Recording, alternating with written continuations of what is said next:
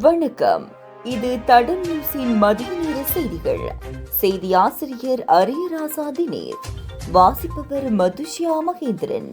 முதலில் தலைப்புச் செய்திகள். யாழ் உள்ளிட்ட பகுதிகளில் கொட்டி தீர்க்கப் போகும் மழை. மகிழ்ச்சி தகவல். இன்று முதல் வங்கிக் கணக்குகளுக்கு வரும் பணம். மாலிதீவில் கைதான இளைஞர்களை தடுத்து வைத்து விசாரிக்க அனுமதி. பயங்கரவாத தடை சட்டத்தை ரத்து செய்யும் பரிந்துரை அறிக்கை கையளிப்பு. இலங்கையில் தெருநாய் கடிக்கு 2.5 லட்சம் பேர் பாதிப்பு. வருடாவருடம் உயரும் அபாயம். தொடர்வது விரிவான செய்திகள். வடக்கு, வடமத்திய மற்றும் கிழக்கு மாகாணங்களில் அடுத்த சில நாட்களில் மழையுடனான வானிலையில் அதிகரிப்பு ஏற்படும் என வளிமண்டலவியல் திணைக்களம் எதிர்வு கூறியுள்ளது. வளிமண்டலவியல் திணைக்களம் இன்று வெளியிட்டுள்ள அறிக்கையில் இதனை தெரிவித்துள்ளது. இதற்கமைய வடக்கு, வடமத்திய மற்றும் கிழக்கு மாகாணங்களில் அவ்வப்போது மழை பெய்யும் என எதிர்பார்க்கப்படுகிறது.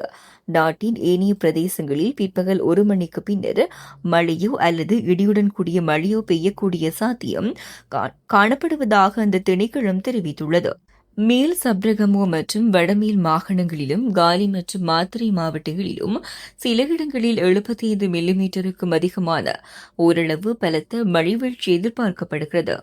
மேல் சப்ரகமோ, மத்திய, தென் மற்றும் ஊவா மாகாணங்களிலும் அம்பாறை மாவட்டத்திலும் அதிகாலை வேளையில் பனிமூட்டமான நிலை நிலவும் என எதிர்பார்க்கப்படுகிறது. இடியுடன் கூடிய மழை பெய்யும் போது தற்காலிகமாக அதிகரித்து வீசக்கூடிய பலத்த காற்று மற்றும் மின்னல் தாக்கங்களினால் ஏற்படக்கூடிய பாதிப்புகளை குறைக்க போதுமான முன்னெச்சரிக்கை நடவடிக்கைகளை எடுக்குமாறு பொதுமக்கள் அறிவுறுத்தப்படுகின்றார்கள். அஸ்வெசும பயனாளிகளின் கொடுப்பனவு குறித்து அஸ்வெசும நலன்புரி நன்மைகள் சபை அறிவிப்பு ஒன்றை வெளியிட்டுள்ளது. அஸ்வெசும பயனாளிகளுக்கான நவம்பர் மாத தவணைக்கான பணம் இன்று அவர்களது வங்கிக் கணக்குகளில் வைப்பு செய்யப்படும் என தெரிவிக்கப்பட்டுள்ளது. குறித்த விடயம் நலன்புரி நன்மைகள் சபை வெளியிட்டுள்ள அறிவிப்பில் தெரிவிக்கப்பட்டுள்ளது. அதற்கமைய குடும்பங்களுக்கான கொடுப்பனவு நாளை அவர்களின் வங்கிக் கணக்குகளில் வரவு வைக்கப்படவுள்ளதாக குறிப்பிடப்பட்டுள்ளது.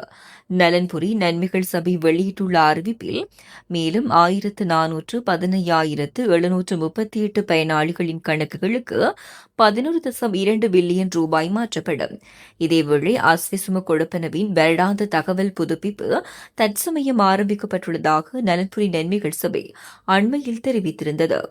2023 ஆண்டில் அஸ்வெசுமவில் முதன்முறையாக பதிவு செய்து தற்போது கொடுப்பனவுகளை பெறும் மற்றும் பெறாத குடும்பங்கள் மற்றும் தனிநபர்கள் இந்த புதுப்பிப்பை மேற்கொள்ள வேண்டும் என்று அந்த சபை குறிப்பிட்டுள்ளது. எனினும் 2024 ஆண்டில் மனக்குறைகளை தெரிவித்த விண்ணப்பதாரர்கள் ஏற்கனவே தகவல் ஆய்வுக்காக அனுப்பப்பட்டுள்ளதால் அவர்கள் தகவல்களை புதுப்பிக்க வேண்டிய கட்டாயம் இல்லை என்றும் அந்த சபை தெரிவித்துள்ளமை குறிப்பிடத்தக்கது. மாலைதீவு பாதுகாப்பு படையினரால் போதைப் பொருளுடன் கைது செய்யப்பட்ட 5 இலங்கை பிரஜைகளையும் 30 நாட்கள் தடுத்து வைத்து விசாரிப்பதற்கு அந்நாட்டு பாதுகாப்பு படையினர் தீர்மானித்துள்ளனர். இதனால் அவர்களை இலங்கைக்கு அழைத்து வருவதில் சிக்கல் நிலை ஏற்பட்டுள்ளதாக போலீசார் தெரிவித்துள்ளனர். கடந்த நவம்பர் 7ஆம் தேதி அவிஷ்க புத்தா என்ற பலநாள் மீன்பிடி படகு மாலைதீவு கடல் எல்லைக்குள் 355 கிலோகிராம் ஐஸ் மற்றும் ஹெரோயின் போதைப் பொருட்களுடன் அந்நாட்டு பாதுகாப்பு படையினரால் கைப்பற்றப்பட்டது. அந்த படகிலிருந்து 5 இலங்கை மீனவர்களும் கைது செய்யப்பட்டனர். இலங்கை கடற்படை, போலீஸ் மற்றும் மாலைதீவு பாதுகாப்பு படை மற்றும் அந்நாட்டு போலீசார் இணைந்து மேற்கொண்ட கூட்டு விசாரணையை அடுத்தே இந்த சுற்றிவளைப்பு மேற்கொள்ளப்பட்டதாக தெரிவிக்கப்படுகிறது. இதற்கு குறித்த மீனவர்களை நாட்டுக்கு அழைத்து வருவதற்காக கடற்படை மற்றும் போலீஸ் போதைப்பொருள் ஒழிப்பு பிரிவின் அதிகாரிகளும் அண்மையில் மாலைதீவுக்கு சென்றிருந்தனர்.